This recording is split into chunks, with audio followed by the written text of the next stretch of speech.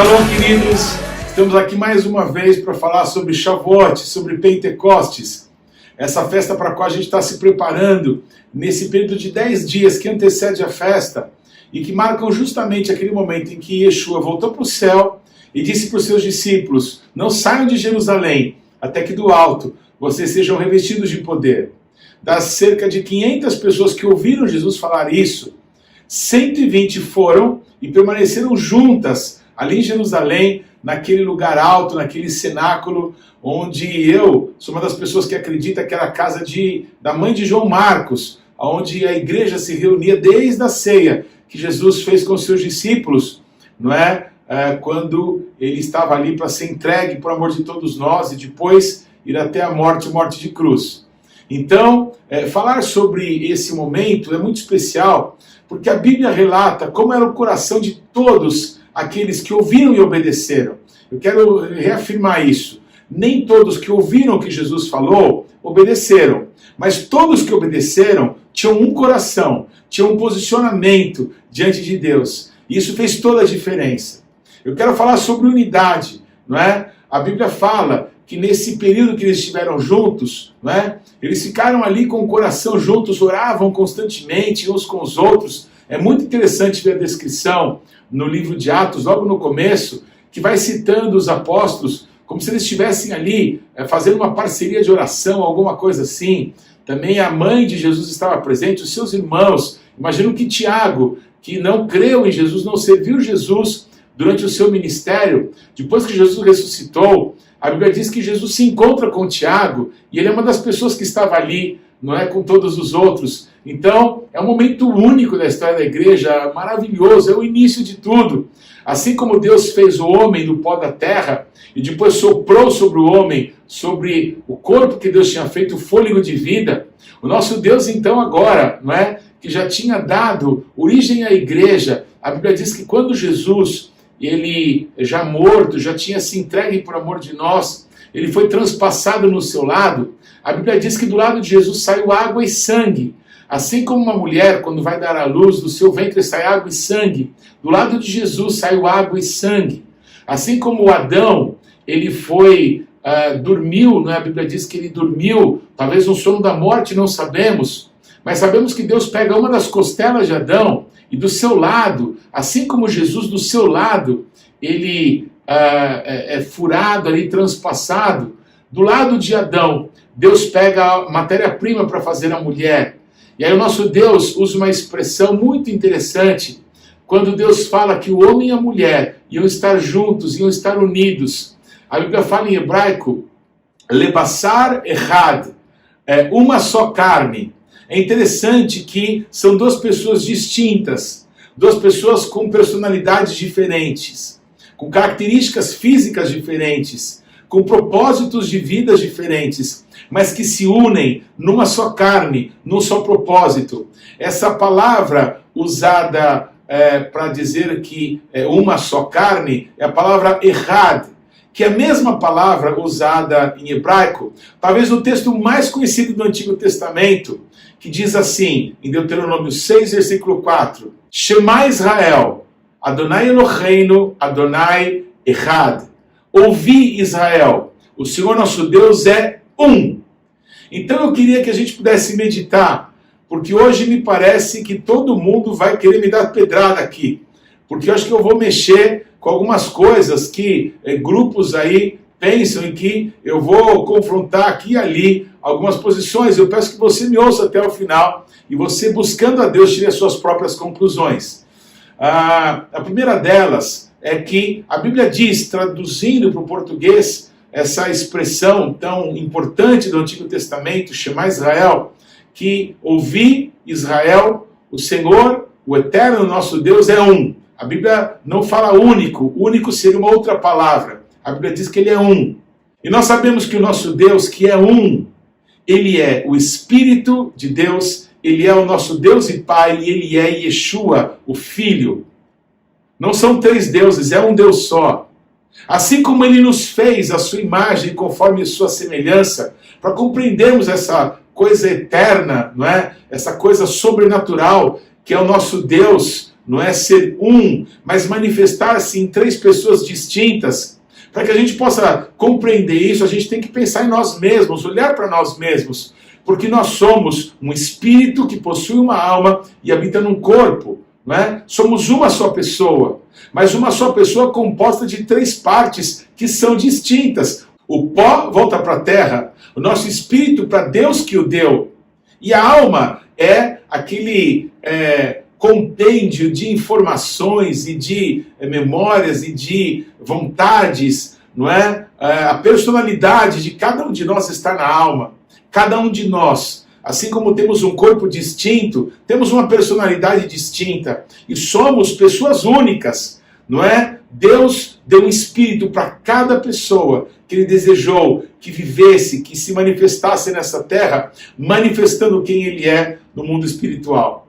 Então pensarmos a respeito de unidade, desde o homem que é um, o homem ele é composto, como eu disse, não é? De partes distintas que compõem o homem. Assim, tudo que Deus fez. O nosso próprio corpo humano, se você for pensar, não é? Eu estou falando da carne mesmo, ele é composto de tantos órgãos, com tecidos, com formatos, com funções distintas, mas nós temos um corpo. E talvez trazendo isso à luz, à tona, eu vou bater num outro grupo agora, não é? Eu já escutei muitas vezes essa frase, que parece muito bonita, mas eu não consigo ver base bíblica para ela, que é o seguinte, que unidade não é um saco de batatas, não é? Mas é um purê de batatas, quando está tudo misturado, quando não se dá para distinguir o que é um, o que é outro. E eu quero dizer que eu não consigo ver em lugar nenhum da Bíblia que Deus tem esse propósito, para a gente ser um suco, para a gente ser um purê de batata. A figura é linda, não é? Que enquanto temos as nossas individualidades, nós nunca vamos ter unidade de verdade, então a gente precisa se transformar numa só massa, desculpa, mas Deus não fez nada igual, não é? Cada um de nós tem uma personalidade, um jeito de ser, um tipo físico, cada um de nós. A multiforme sabedoria, a diversidade de Deus é a coisa mais maravilhosa, não é? Que a gente conhece, e que bênção que o nosso Deus nos fez com essas características próprias, porque cada um de nós compõe uma parte do projeto eterno de Deus. Ou seja, todos nós somos importantes, todos nós nos encaixamos em algo especial, porque tudo que Deus faz é especial e é maravilhoso. O apóstolo Paulo falando, não é, a respeito dos dons espirituais, e que nem todo mundo, não é, vai ser pastor, ou apóstolo, ou profeta, não é? Nós fazemos parte de algo maior que é o corpo de Cristo. E a mão não pode reclamar por que ela não é cotovelo ou pé, não pode reclamar por que não é coxa. Cada um foi feito para um propósito. Somos o barro na mão do oleiro e Ele nos fez para o louvor da sua glória. Aleluia! O corpo de Cristo, então, ele é composto de diversas características que o nosso Deus nos deu. Não é? E esses dons, esses talentos, essas capacidades, elas têm que se envolver, têm que trabalhar juntas. Eram 120 homens e mulheres, todos com uma história de vida, alguns do sexo masculino, outros do sexo feminino, mas alguns mais velhos, outros mais jovens, talvez crianças no meio deles. 120 pessoas, todos com um só propósito, todos com um só coração. A unidade não está em querermos ser igual ao outro, em querermos vestir roupas igual a outra pessoa, em ter jargões, falar igual a outra pessoa, mas nós sermos conduzidos para um propósito que o nosso Deus estabeleceu para nós, como igreja, como corpo de Cristo. Nós somos uma unidade, nós somos um, nós somos o corpo do Cordeiro, nós somos o corpo para o Filho, o corpo para o Messias, nós somos a noiva do Cordeiro. Ele não vai ter duas noivas, ele vai ter uma só. Ele vai ter a noiva do Cordeiro, que é formada de pessoas de todos os povos, e raças, e tribos, e línguas, e nações, e épocas, e eras, porque cada um desses 2000 anos, somado àqueles que viveram antes de Yeshua, todo esse grupo maravilhoso de pessoas, não é? Que foram alcançados pela salvação, pelo Salvador. Alguns esperavam por Ele, outros conviveram com Ele, outros como nós vivem na fé, em completa e absoluta confiança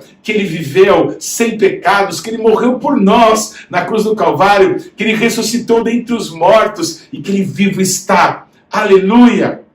Eu quero encerrar lembrando algo que eu falei na última ministração, numa das últimas ministrações, quando o povo estava ali rodeando o Monte Sinai, e quando Moisés conta para todo mundo as palavras de Deus, eles dizem assim, Nasce venishma, em hebraico, faremos e obedeceremos. A Bíblia diz que a nação inteira de Israel faz isso em pé errado, numa só boca, numa só expressão. Claro, uma manifestação ali de unidade, de unanimidade.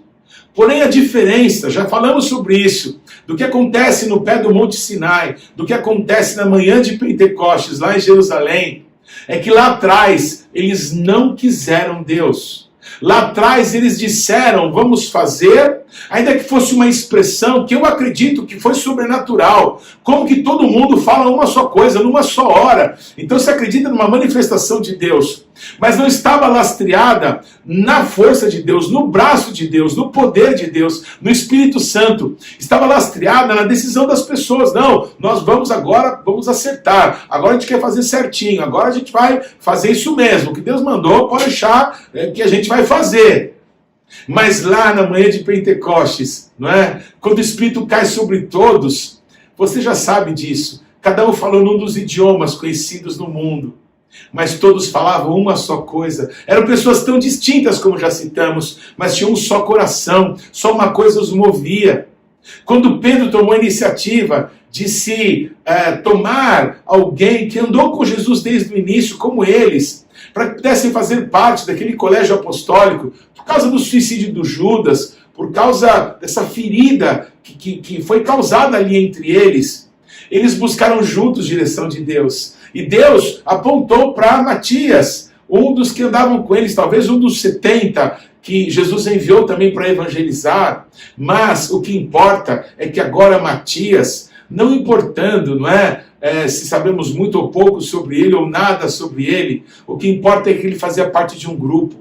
Ele fazia parte dos apóstolos do Cordeiro que ele deixou nesse mundo, para a partir daí o rio de Deus fluir, para que a partir de então profetas do Espírito Santo, profetas de Cristo, pudessem ser levantados, assim como pastores, assim como mestres, assim como evangelistas, pudessem ser levantados, porque havia uma unidade, porque estavam juntos, eram pessoas distintas, não eram um purê de batatas, eram muitas pessoas guiados pelo mesmo Espírito, com um só coração. Alguns mais velhos, mais maduros, tinham proeminência, não é? Como Pedro, que foi a pessoa usada para fazer aquele discurso do Espírito Santo. Não foi um discurso eloquente, apenas pelo poder da oratória, mas foi cheio do poder do Espírito Santo. Essa foi a diferença. É claro que pessoas como Pedro, como depois Tiago, irmão de Jesus, se transformaram em colunas da igreja. Eles tinham lá a sua função, não eram mais importantes do que outros, mas cada um deles tinha um propósito a ser cumprido pelo Senhor nosso Deus. Que no nome de Jesus, nessa celebração de Shavuot, nesses próximos dias, possamos ter um só coração, possamos perceber que cada um de nós foi chamado por uma coisa distinta. Alguns foram chamados para trabalhar para Jesus em outros países, outros em outras cidades, outros em outras congregações, mas todos nós somos um só povo, há uma unidade. E precisamos ser unânimes, que só o Senhor é Deus, que só o Espírito dele, não é? Nós queremos e permitimos que flua na nossa vida. Que só Jesus é o Senhor, que só há um batismo, que só há um corpo de Cristo, que só há uma igreja. Não importa a denominação, não importa o nome, não importa as características, não importa aquilo que precisa ser corrigido, não importa aquilo que de bom está sendo feito e que precisa ser mantido. O que o nosso Deus quer é que todos que fazemos parte do corpo de Cristo possamos estar diante dos seus olhos de fogo daqui a muito pouco tempo. Não é para abrir mão do seu nome, não é para abrir mão da sua personalidade, não é para abrir mão daquilo que Deus chamou para fazer aquilo que o outro está fazendo. Não, faz aquilo que o Senhor te confiou. E me chama, eu quero poder te ajudar. Assim também, se eu tiver alguma necessidade, eu quero poder contar com os meus irmãos no corpo de Cristo, porque enfim somos um. Assim como uma mão lava a outra e as duas lavam o corpo, não é assim que aprendemos dos nossos pais? Nós, como irmãos em Cristo Jesus, fazemos parte da unidade do corpo de Cristo, do reino de Deus, do nosso Deus que é um. E em nome de Jesus, vamos viver a bênção de um derramar do Espírito Santo sobre todos, assim sendo unânimes, que nós dependemos totalmente de Deus, que não está em nós a capacidade de realizar a obra de Deus, mas o derramar do Espírito Santo sobre todos nós. Nós queremos um derramar, não obviamente na nossa congregação, para que fiquemos famosos, para que façam caravanas para verem e ver o que Deus está fazendo, mas nós queremos fazer parte daquilo que nosso Deus está para realizar no mundo inteiro, com pessoas que moram nas ilhas, com pessoas que moram em outros continentes, com pessoas que moram aqui vizinhas do nosso bairro. Nós queremos que o corpo de Cristo seja avivado e nós possamos no fogo, no poder, no amor do Espírito Santo resolver essas questõezinhas baratas de brigas, de probleminhas que tivemos com irmãos, de pessoas que congregaram conosco e que nos feriram ou que ferimos, para que haja cura, para que haja reconciliação. Temos que nos lembrar quem derramou o seu sangue para nos reconciliar com o Pai. E se o sangue de Jesus